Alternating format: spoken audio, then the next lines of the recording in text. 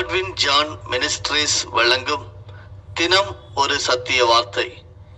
இந்த ஆடியோ நிகழ்ச்சிக்கு உங்களை அன்புடன் வரவேற்கிறோம். 2 அதிகாரம் வசனம் 10. பயப்படாதிருங்கள், இதோ எல்லா ஜனத்துக்கும் மிகுந்த சந்தோஷத்தை உண்டாக்கும் நற்செய்தியை உங்களுக்கு அறிவிக்கிறேன். லூக்கா 2 வசனங்கள் 8 முதல் 18 வரையிலும் படிக்க கேளுங்கள். அப்பொழுது அந்த நாட்டிலே மேய்ப்பர்கள் வயல் வெளியில் தங்கி ராத்திரியிலே தங்கள் மந்தையை காத்து கொண்டிருந்தார்கள். அவ்வேளையில் கர்த்தருடைய தூதன் அவர்களிடத்தில் வந்து நின்றான். கர்த்தருடைய மகிமை அவர்களை சுற்றிலும் பிரகாசித்தது. அவர்கள் மிகவும் பயந்தார்கள்.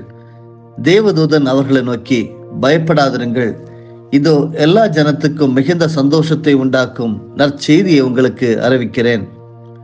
இன்று கர்த்தராகிய கிறிஸ்து என்னும் இரட்சகர் உங்களுக்கு தாவீதின் ஊரிலே பிறந்திருக்கிறார். பிள்ளையை துணிகளை சுற்றி முன்னணியிலே கிடத்தியிருக்க காண்பீர்கள். இதுவே உங்களுக்கு அடையாளம் என்றான்.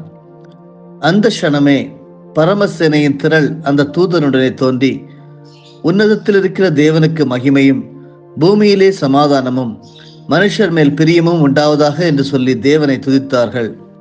தேவதூதர்கள் அவர்களை விட்டு பரலோகத்துக்கு போன பின்பு மேய்ப்பர்கள் ஒருவரை ஒருவர் நோக்கி, நாம் பெத்லகேம் ஊருக்கு போய் நடந்ததாக கர்த்தரால் நமக்கு அறிவிக்கப்பட்ட இந்த காரியத்தை பார்ப்போம் வாருங்கள் என்று சொல்லி தீவிரமாய் வந்து மரியாளையும் யோசேப்பையும் முன்னணியிலே கிடத்தியிருக்கிற பிள்ளையையும் கண்டார்கள்.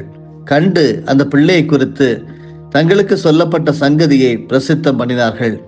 மேய்ப்பராலே தங்களுக்கு சொல்லப்பட்டதை கேட்ட யாவரும் அவைகளை குறித்து ஆச்சரியப்பட்டார்கள். இந்திய கிறிஸ்துமஸ் என்கிற தலைப்பிலே சில காரியங்களை நாம் இன்று தியானிக்க இருக்கிறோம். யோவான் எழுதின சுவிசேஷம் 3 அதிகாரம் வசனம் 16 சொல்லுகிறது, தேவன் இவ்வளவாய் உலகில் அன்பு கூர்ந்தார் என்று. இந்தியாவில் கிறிஸ்துமஸ் இன்னும் மேற்கத்திய பாணியிலேயே கொண்டாடப்படுகிறது. ஆகவே கிறிஸ்தவர் அல்லாத நமது நண்பர்கள் கிறிஸ்தவத்தை இன்னும் வெள்ளைக்காரரின் மதம் என்றே கருதுகின்றனர். இவ்விழாக்களில் பங்கு கொள்ளவும் தயங்குகிறார்கள். மங்கோலிய பாணியில் ஒரு விழா நடந்தால் நம்மில் எத்தனை பேர் அதில் கலந்து கொள்வோம்? அப்படிதான் இன்று கிறிஸ்துமஸ் இந்தியாவிலே நடந்து கொண்டிருக்கிறது. கிறிஸ்து கிழக்கிலோ மேற்கிலோ அல்ல, அவர் எங்கே பிறந்தார் என்று நீங்கள் எல்லாரும் அறிவீர்கள். அவர் மத்திய கிழக்கு நாடுலே இருக்கக்கூடிய பெத்லகேம் ஊரிலே பிறந்தார். இயேசுவின் பிறப்பை அறிவித்த தூதன் அது எல்லா மக்களுக்கும், அதாவது யூதரோ அல்லது குறிப்பிட்டதொரு மக்கள் இனத்திற்கோ அல்ல, அது நற்செய்தி என்று லூக்கா 2:10 நாம் படிக்க கேட்டோம். பயப்படாதிருங்கள், இதோ எல்லா ஜனத்துக்கும் மிகுந்த சந்தோஷத்தை உண்டாக்கும் நற்செய்தி உங்களுக்கு அறிவிக்கிறேன் என்று அந்த தூதன் அங்கே பறைசாற்றினான். இயேசுவின் 12 சீடரில் ஒருவராகிய தோமா முதல் நூற்றாண்டிலேயே நற்செய்தியோடு பாரதத்தில் நுழைந்தார். கிறிஸ்தவத்திற்கு இந்தியாவில் 2000 ஆண்டு சரித்திரம் உண்டு. இப்படி இருக்க இந்திய கிறிஸ்தவராகிய நாம் கிறிஸ்துவின் செய்தியை இன்னும் மேற்கத்திய கலாச்சாரத்திலேயே மக்களுக்கு கொடுப்பது சரியல்ல. இந்திய பாணியில் கிறிஸ்துவின் பிறப்பை கொண்டாட சில வழிமுறைகளை ஒரு ஆசிரியர் இங்கே தொகுத்திருக்கிறார். பார்ப்போமா? கிறிஸ்துமஸை கிறிஸ்து ஜெயந்தி என அழைக்கலாம். கிறிஸ்தவர் அல்லாதோரையே முக்கிய விருந்தினராய் அழைக்கலாம். நற்செய்தியை ஏற்கனவே தெரிந்த கிறிஸ்தவ இல்லங்களுக்கே பாடல் பவனி, அதாவது கேரல்ஸ் செல்லாமல் நாம் சுற்று வட்டாரத்தில் உள்ள கிறிஸ்தவர் அல்லாதோரின் இல்லங்களுக்கு சென்று வாழ்த்து அட்டை அல்லது புதிய ஏற்பாடு ஒன்றை அன்பளிப்பாக வழங்கலாம். பாடல் பவனி அல்லது கேரல் செல்வது நள்ளிரவில் அல்ல, மாலை நேரத்தில் செல்லலாம். கிறிஸ்துமஸ் வாழ்த்து அட்டைகளை எத்தனை புற மதத்தினருக்கு அனுப்ப முடியுமோ அனுப்பலாம். இந்திய கலாச்சார பின்னணியில் வாழ்த்து அட்டைகளும் பிராந்திய மொழிகளில் வாழ்த்து வரிகளும் இருப்பது நல்லது. கிறிஸ்துமஸ் அலங்கரிப்புகளிலும் மாற்றம் கொண்டு வரலாம். சவுக்கு மரத்தை விட மாவிலை தோரணம் இந்திய பாணிக்கு ஏற்றது. மெழுகுவர்த்திக்கு பதிலாக அகல் விளக்கு அல்லது குத்து விளக்கு நல்லது. கிறிஸ்துவின் நற்செய்தி கலாச்சாரங்களுக்கு அப்பாற்பட்டது, கலாச்சாரத்திற்கு எதிரானதும் அல்ல. கிறிஸ்துமஸ் போட்டிகளில் கிறிஸ்தவர் அல்லாத சிறுமிகளை சேர்த்துக் கொள்ளலாம். பொருள் தெரியாத பதங்களை அகற்றி தமிழில் இனிமையாக பாடலாம். கிறிஸ்தவ அல்லாதோருக்கான சிறப்பான ஒரு கிறிஸ்துமஸ் ஆராதனையை சபைகளில், வீடுகளில், முடிந்தால் அலுவலகங்களிலும் நடத்தி அவர்களுக்கு பரிசளிக்கலாம். நற்செய்தி கூற இது நல்ல வாய்ப்பு. 2 தீமோத்தேயு 4 அதிகாரம் வசனம் 2 அதை தான் நமக்கு கற்றுத்தருகிறது. மத்தேயு எழுதின சுவிசேஷத்திலே 1 அதிகாரம் வசனம் 23 சொல்லுகிறது, அவருக்கு இம்மானுவேல் என்று பெயரிடுவார்கள். இம்மானுவேல் என்றால் தேவன் நம்மோடு இருக்கிறார் என்று பொருள். அருமையானவர்களே, சுவிசேஷத்தின் மேலிருந்த யூத ஆடையை பவுல் கலற்றி எறிந்தார். லத்தீன் ஆடையை லுத்தர் கலற்றி எறிந்தார். ஐரோப்பிய ஆடையை இந்தியாவிற்காக கலற்றி எறிய வேண்டியது நமது பொறுப்பு. அருமையானவர்களே, பயப்படாதவர் இந்த உலகத்திலே யாரும் இல்லை. எல்லாருமே பயப்படுகிறோம். இயேசு மனித உருவெடுத்து தேவ மக்களுக்கு தேவ பிரசன்னத்தை இறக்கி கொண்டு வந்தது. இம்மானுவேல், இறைவன் நம்மோடு இருக்கிறார் என்று மத்தேயு 1 வசனங்கள் 22, 23 நாம் படிக்க முடிகிறது. அந்த வார்த்தை மாம்சமாகி நமக்குள்ளே குடிக்கொண்டார் என்று அப்போஸ்தலர் யோவான் விவரித்தார். யோவான் 1:14. இதுவே நாம் பயப்பட தேவையில்லை என்பதற்கான பிரதான காரணம். ஏனென்றால் இறைவன் நம்முடன். அருமையானவர்களே, உங்களுடன், என்னுடன். சங்கீதம் 118 வசனம் 6 நமக்கு கற்றுத்தருகிறது. எபிரேயர் 13 அதிகாரம் வசனம் 6 நமக்கு கற்றுத்தருகிறது.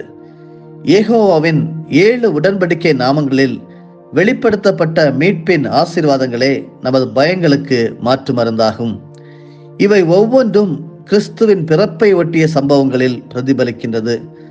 வாழ்நாளெல்லாம் நம்மை அடிமைப்படுத்தும் பயத்திலிருந்து நம்மை விடுவிக்கவே இயேசு மாம்சமும் இரத்தமும் உடையவரானார் என்று எபிரேயர் 2 வசனம் 14-15 சொல்லுகிறது. நம்முடைய தேவனுக்கு யெகோவா ஈரே என்கிற ஒரு பெயர் உண்டு. பலிக்காக தேவன் ஒரு ஆட்டுக்குட்டியை கொடுத்த இடத்திற்கு ஆபிரகாம் யெகோவா ஈரே என பெயரிட்டார். ஆதியாகமம் 22 வசனம் 14 நமக்கு கற்றுத்தருகிறது. கர்த்தர் பார்த்து கொண்டார் என்று ஆனந்த முழக்கமிட்டு அவர் மலையிலிருந்து இறங்கினார். இந்த சம்பவத்தை குறிப்பிட்டு இயேசு, ஆபிரகாம் எனது நாளை காண ஆசையாயிருந்தார், கண்டு களிகூர்ந்தார் என்றார். யோவான் 8 வசனம் 56. அருமையானவர்களே, குற்ற உணர்விற்கு மனசாட்சி செலுத்தும் வரியே பயம் என்பது. பாவம் செய்யும் முன் ஆதாமுக்கு பயம் இல்லை. ஆதியாகமம் 3 அதிகாரம் வசனங்கள் 8 முதல் 11 வரையிலும் தெளிவாக நாம் அதை கற்றுக்கொள்ளலாம். கிறிஸ்துவின் மரணமோ நமது பாவத்திற்குரிய தண்டனைக்கான முழு கிரயத்தையும் செலுத்திவிட்டது. அவரது இரத்தம் எல்லாவித குற்ற உணர்வுகளிலிருந்தும் நம்மை மீட்டு விடுகிறது. எபிரேயர் 9 வசனம் 14.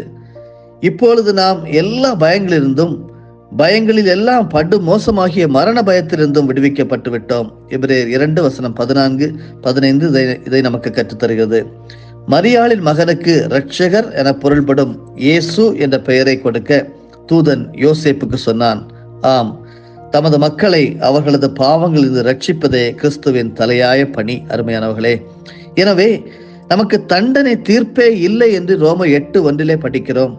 நமது வாழ்வில் உள்ள ஏதாவது ஒரு தோல்வியையோ குறையையோ சுட்டிக்காட்டி நம்மை மனம் அடிவாக்க பிசாசுக்கு இடம் கொடாதிருப்போம். அருமையானவர்களே, தேவ ஆட்டுக்குட்டியானவர் பாவங்கள் யாவற்றையும் சுமந்து தீர்த்து விட்டாரே.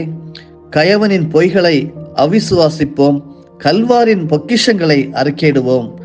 தைரியமாக நீங்கிற்றே என் பாவ பாரம் எல்லாம் நீங்கிற்றேன நாம் கத்தி பாடுவோம். பயப்படாதிருப்போம். பாவ சாபம் யாவும் போக்க, பாவிகளை பரம் சேர்க்க ஆவலுடன் மண்ணில் வந்த அற்புத பாலா, ஸ்தோத்திரம் என்று சொல்லி அவருக்கு ஸ்தோத்திரங்களை எடுக்க வேண்டும். ஏனென்றால் அவர் இம்மானுவேலராக நம்மோடு இருக்கிறார். யெகோவா ஈராக நம்மோடு பேசிக்கொண்டிருக்கிறார். இன்றும் அருமையானவர்களே, இந்த காலை வேளையிலே சத்தியத்தை கேட்ட நீங்கள் பயப்படாதிருங்கள்.